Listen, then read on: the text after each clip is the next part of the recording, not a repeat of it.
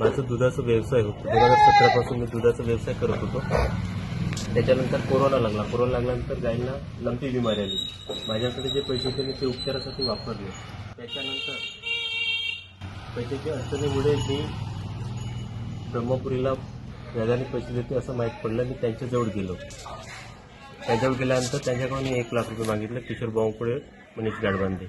त्याच्यानंतर यांनी मला आपले पैसे परत करण्यासाठी 15 दिवसांनी व्याज आकारत होते. 15 दिवसात व्याज नाही दिल्या तर 5,000 10,000 रुपये पेनल्टी लावत होते पर दिवसाची.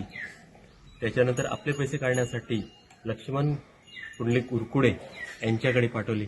लक्ष्मणने माझा मजबुरीचा फायदा घेऊन 40% व्याज आकारला 20 दिवसाचा. त्याच्यानंतर त्याचे पैसे परत करण्याची यांची टोळी आहे.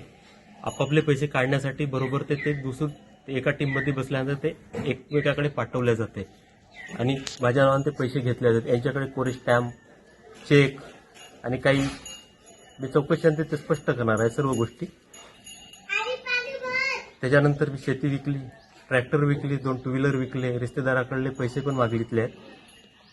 सोना पण विकला आहे. सोना रिश्तेदाराकडून मस्को ज्वेलरमध्ये सोना पण विकला आहे. गहाण पण आहे, पुण्याला गहाण आहे.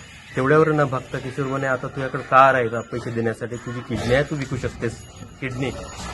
लक्ष्मण माझ्या मागून तगादा लावला की किती झाल्या पैसे तुम्हाला.